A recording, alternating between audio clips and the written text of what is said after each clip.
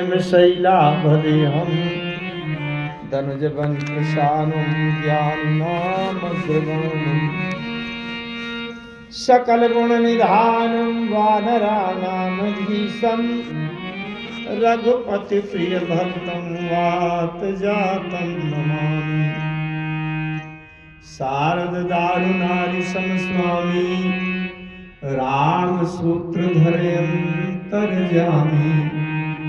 जे पर कृपा करहि जन जानी कविउरय जीर्ण चावहि बानी। प्रणमं स्वयि कृपालु रघुनाथा वरणं विशदतास्म गुणगाथा। प्रभु समर्थ सर्वज्ञ शिव सकल कला गुण धाम। योग ज्ञान वैराग्य निधि प्रणत कल्प तरुणाम। वंदो तुलसी के चरण जिनकी नेहु जग काज। कलि समुद्र डूबत लख्यो प्रगट्यो सत जहाज। श्यावर रामचंद्र की जय। भगवान की बड़ी कृपा है। मैं तो ये मानता हूँ रोज रात्रि में गहरी नींद में सो जाने के बाद अगर हम पुनः दोबारा जाग जाते हैं दूसरे दिन तो भगवान की तो कृपा है। ना जागे तो क्या करेंगे बोलिए। अगर नींद ना खुला अगले दिन सोते ही रह जाए तो क्या करेंगे। रोज रोज भगवान क्यों जगा देते हैं? इसलिए जगा देते हैं कि अगर इतने बीत गए जीवन में अगर आप चूक गए हैं, मुझे प्राप्त करने के लिए होश नहीं कर पाए हैं, या किसी कुसंगति में पड़कर दुर्गुण दुर्व्यवहार में चले गए हैं, तो मैं फिर से आज आपको नया जीवन दे रहा हूं। सुधारने का प्रयास कर। इसलिए राम जी रोज रोज हमको जगा देते हैं। अगर ये मनुष्य के जीवन में हम पुनः पुनः एक एक दिन प्राप्त कर लेते हैं तो उसकी सार्थकता यही है मित्रों कि हमें झूठे बनावटी लुभावने संसार की जाल से छूटकर परमात्मा के चरणों तक पहुंचने के छटपटाने का प्रयास करना। अगर इस शरीर की अंतिम श्वास रुकने से पहले ये जीव राम जी के चरणों में लिपट गया तब तो ये जीवन सार्थक है, अन्यथा इस मनुष्य जीवन का भी कोई उपयोग नहीं हुआ। जिस प्रकार से पशु पक्षी कुत्ता बिल्ली सांप बिच्छू हाथी घोड़ा जी रहे हैं, इसी तरह से हम भी खा रहे हैं जी रहे हैं। गोस्वामी जी विनय पत्रिका में कहते हैं भय निद्रा मैथुन आहार सबके समान उपजाए। जैसे हम डरते हैं वैसे तो कुत्ता बिल्ली भी डरते हैं। जैसे हमें गहरी नींद आती है वैसे सांप बिच्छू भी अन्य जीव जंतु भी सो जाते हैं। और जैसे हम अपना भोजन करते हैं बड़े प्रेम से रबड़ी मलाई, वैसे तो जो कुत्ता बिल्ली का गाय भैंस का जो भी भोजन वो भी करते हैं। जैसे हम पति पत्नी दोनों मिलकर संतान पैदा कर देते हैं, ऐसे तो कुत्ता बिल्ली के भी होते हैं कि नहीं। सांप बिच्छू भी तो अंडे बच्चे पैदा कर देते हैं। हमने घर बनाए हैं तो हमको अपना घर बनाने में साल 2 साल लगे हैं, 15-25 लाख रुपया लगे हैं, और चिड़िया पक्षी तो 2 घंटा में तिनका पत्ता से घर बना लेते हैं। अगर केवल हमने भी इतने किया तो क्या नया काम नहीं किया। नया काम मनुष्य का तो ये है कि मानस तन गुण ज्ञान निधाना। अगर हम ज्ञान में सत्संग के माध्यम से विचार चिंतन मंथन करते हुए उस अखंड ज्ञान में स्थित हो जाएं जहां परमात्मा का साम्राज्य है, इस आत्मा को परमात्मा में लीन कर दे डुबा दें, तब तो इस जीवन की सार्थकता है मित्रों, अन्यथा किसी काम का नहीं है। मैं भगवान की बड़ी कृपा मानता हूँ। एक एक श्वास का जीवन जो मुझे दे रहे हैं प्रभु, मैं आभास करता हूँ। वरना ये श्वास अगर लौट कर न मिले तो ये केवल मिट्टी का पुतला है और कुछ नहीं। 2 घंटे में राख बन जाएगा और उसका कुछ नहीं होने वाला। भगवान की उस कृपा को मैं हृदय से स्वीकार करके दीनानाथ, ऐसे दीनहीन अनाथों के नाथ, इस कलयुग में जहां बुद्धि नहीं है, एकाग्रता नहीं है, संयम नहीं है। कुछ लोग कहेंगे कि हम तो बड़े बुद्धिमान हैं, पढ़े लिखे हैं। आज के समय में बुद्धिमान तो हैं लोग, लेकिन बुद्धिमान किस बात में है कि दूसरे के अकाउंट का पैसा कैसे चुराएं, बिना ओटीपी के कैसे हम छीन लें, कैसे चालाकी दलाली कर, इसमें बुद्धिमान है। अध्यात्म में, ब्रह्म ज्ञान में, आत्मदर्शन में न मन लगता, न बुद्धि प्रवेश करती। अभी एक भी सूत्र ब्रह्म दर्शन का बोल दिया जाए तो तमाम लोग कहेंगे महाराज जी क्या सुना रहे हैं, हमें समझ में नहीं आ रहा है ना।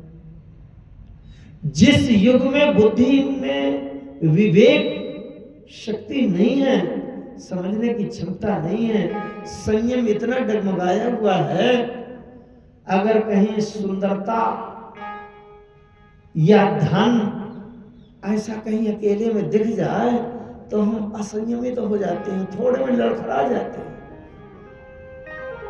क्या होगा इस युग में? कर्म खरा नहीं है, जरा सी आड़ मिल जाए चोरी करने का, जरा सा अवसर मिल जाए चूकते नहीं है। विभाग का विभाग खोखला कर देते हैं जिनका हाथ लग जाए। ये कर्म है। हृदय में इतनी गंदगी भरी हुई है, इतनी कलुषता भरी हुई है कि जहां से भक्ति का वो निर्मल पवित्र भाव नहीं निकलता कि जिससे हम राम जी को बस में करके प्रकट कर दें।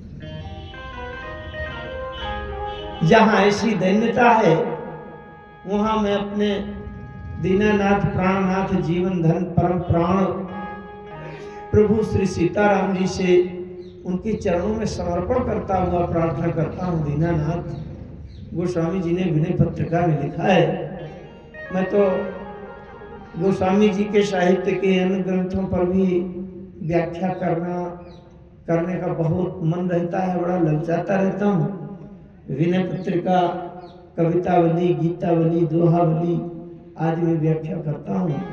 गोस्वामी जी कहते हैं, कोटि हो मुख कही जात न प्रभु के एक एक उपकार। एक एक आप उपकार को स्मरण करें हैं, करोड़ों करोड़ों मुख से धन्यवाद नहीं कर पाएंगे। तदपि नाथ कुछ और मांगी हो, दीजे परम उदार। हे प्रभु, हे दीनानाथ, आपकी अपार कृपा हुई है, लेकिन जब तक ये जीव आपके चरणों में न जुड़ जाए तब तक आपके कृपा की निरंतर आवश्यकता है। भी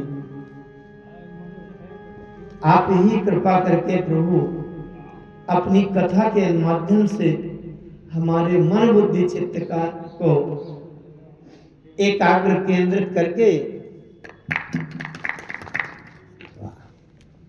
ऐसी कोई बात बताएंगे जिससे हमारे जीवन में हमको अपना लक्ष्य दिखाई पड़ जाए। हमें कहाँ जाना है, क्या प्राप्त करना है। अभी तक हम संसार के लुभावने रचना में भटके हुए हैं, फंसे हुए हैं। प्रभु, आपकी कथा केवल कान से सुनकर और ताली बजा देने मात्र के लिए नहीं है, इसके लिए है हमारा हृदय बदले, स्वभाव बदले, विचार बदले, उद्देश्य बदले, शुद्ध हो। ऐसी कोई कथा से प्रेरणा दे दीजिए प्रभु। मैं भगवान की भगवान से कृपा मांगता हूँ। हनुमान जी महाराज की कृपा के बिना राम कथा का कभी आयोजन हो नहीं सकता। और राम दुआरे तुम रखवारे, होत ना आज्ञा बिनु पैसारे। इनकी प्रसन्नता, इनकी अनुमति के बिना राम जी के दरबार में प्रवेश नहीं हो पाएगा। इसलिए साष्टांग दंडवत प्रणाम की मुद्रा का समर्पण हनुमान जी के चरणों के सामने करता हूँ।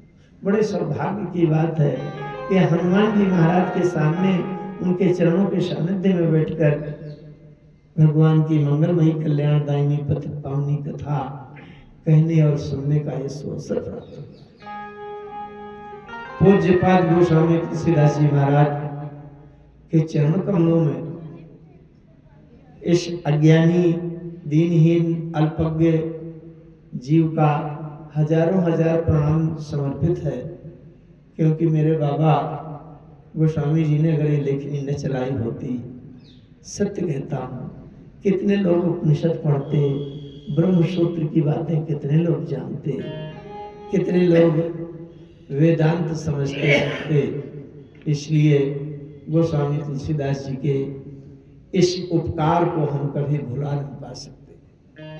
आइए उसी श्रेणी में मैं यहाँ की आयोजन समिति जो मानस सम्मेलन का आयोजन करते हैं, बड़े ही प्रतिष्ठित, साहस, धैर्य, प्रभाव से युक्त जो महापुरुष हैं, बड़े कार्य के लिए धैर्यवान व्यक्ति को एक आगे कदम बढ़ाना पड़ता है। यद्यपि ये कार्य सामाजिक हैं, ये एक ही व्यक्ति की नहीं है, इनमें सबके सहयोग की आवश्यकता है और सब लोग सहयोग करते हैं तभी ये कार्य होते हैं। लेकिन फिर भी एक किसी व्यक्ति को, विशिष्ट जन को आगे होकर के कदम रखना पड़ता है। मैं उन सभी महापुरुषों को, विशिष्ट जनों को बड़े हृदय के सम्मान और महत्व की भावना से उनके समक्ष नमन, वंदन, अभिनंदन करता हूँ। हमारे अशोक त्रिपाठी जी, उनका पूरा परिवार सेवा में है। उनके बड़े भैया जो स्टेशन मास्टर रेलवे में रहे, आदरणीय श्री आर.पी. त्रिपाठी जी, तथा उनके बहनों साहब बंबई से आए हैं। त्रिपाठी जी, उनकी बहनें जो बंबई से केवल कथा सुनने के लिए यहाँ आई हैं। देखिए तो कथा से कितनी रुचि है, कितना हृदय को रस आनंद मिलता है। इतनी दूर से 1200 किलोमीटर से चल कर के आना, आज के व्यस्ततम समय में यहीं के यहीं जो लोग हैं वो कहते हैं अरे आज मुझे समय नहीं मिल पाया, आज मैं नहीं आ पाया। और 1200 किलोमीटर से घर परिवार सब कुछ अन्य सदस्यों की जिम्मेदारी में सौंप कर आई हैं। समय से आकर के बैठकर कथा सुनती है दोनों बहनें। अशोक त्रिपाठी जी की पत्नी, उनके पुत्र, उनके पुत्रवधू बड़ी इतनी हृदय के श्रद्धा से सेवा कर रही हैं। उन्हीं के यहाँ मुझे विश्राम, भोजन, प्रसादी आदि की सेवा प्राप्त हो रही है। हृदय से मैं आशीर्वाद देता हूँ, भगवान से प्रार्थना करता हूँ, प्रभु अशोक त्रिपाठी जी के घर में धन संपत्ति, वैभव, यश, सम्मान, पुत्र के आगे पौत्र की कामना करता हूँ भगवान से, हनुमान जी महाराज से, कि उनके घर में पौत्र देने के लिए आप कृपा करें, आशीर्वाद दें। ये सब मंगल प्रार्थना करता हूँ मैं। उनके सभी साथी, हमारे डॉक्टर साहब अर्जरिया जी, जो गीता के उपनिषदों के बड़े विद्वान हैं, मुझसे अकेले में बातें हुई हैं, गीता पर चर्चा हुई है, बहुत विशिष्ट व्यक्तित्व हैं। इस गरौठा ग्राम नगर में एक विशिष्ट प्रतिभा है, जिनके ऊपर भगवान की इतनी बड़ी कृपा है कि जिनको संस्कृत के ग्रंथ बड़े शुद्धता से और बड़े वैचारिक उस मीमांसा के साथ हमको प्राप्त है। अन्य भी जितने भी सहयोगी हैं, विशिष्ट जन आज भी आए हैं, आप सभी भगवान की कथा से जुड़े हैं।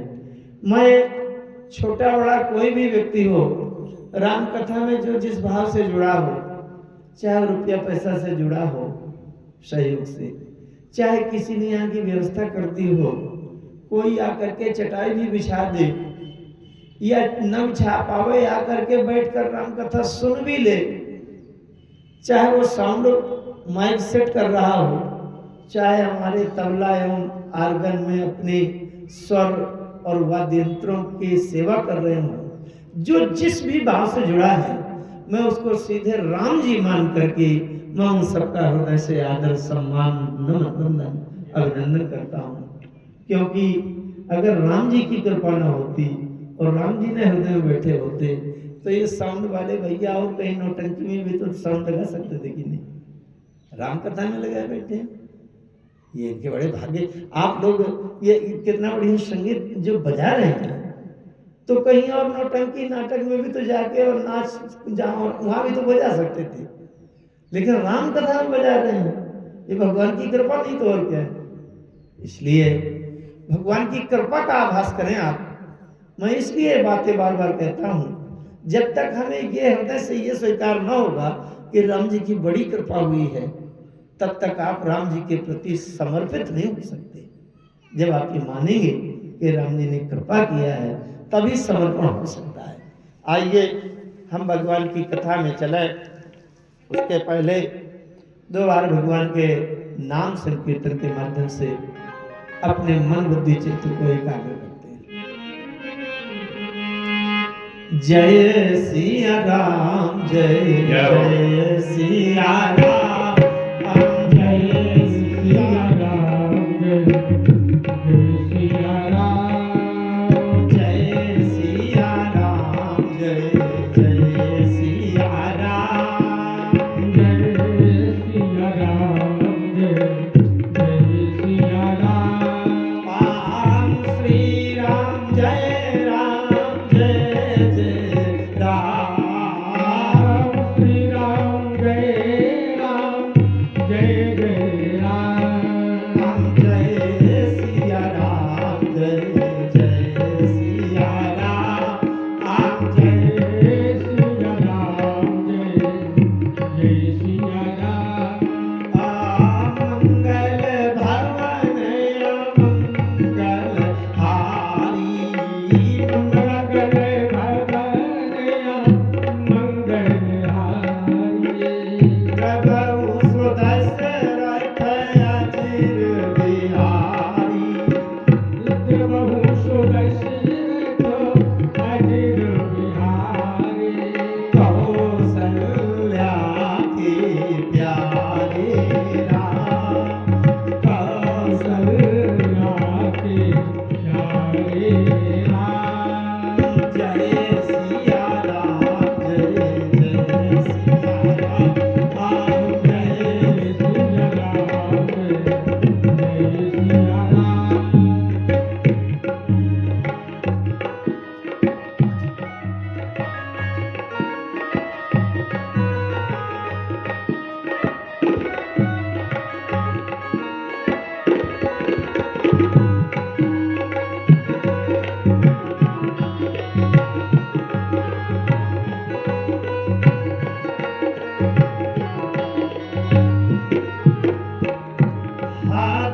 रघुनंदन प्राण प्रीते,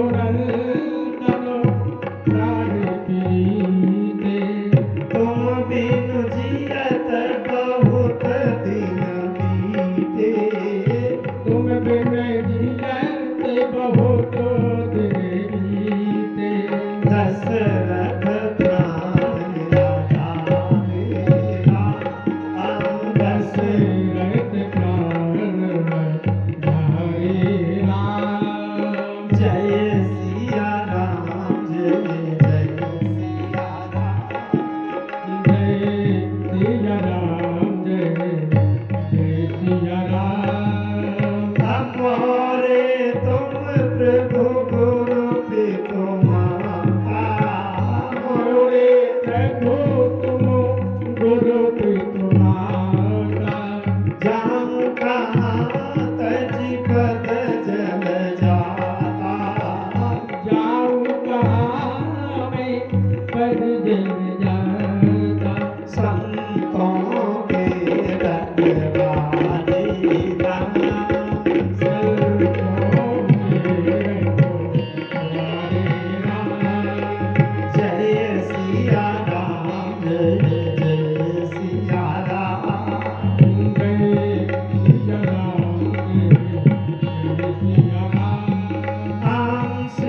राम जय राम जय जय राम श्री राम जय राम जय जय राम जय सिया राम जय जय सिया राम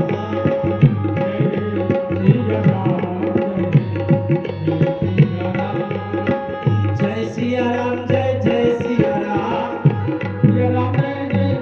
जय सिया राम जय सिया राम जय सिया राम जय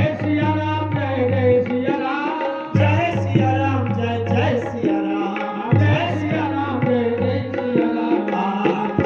सिया जय सिया राम जय जय सिया राम राम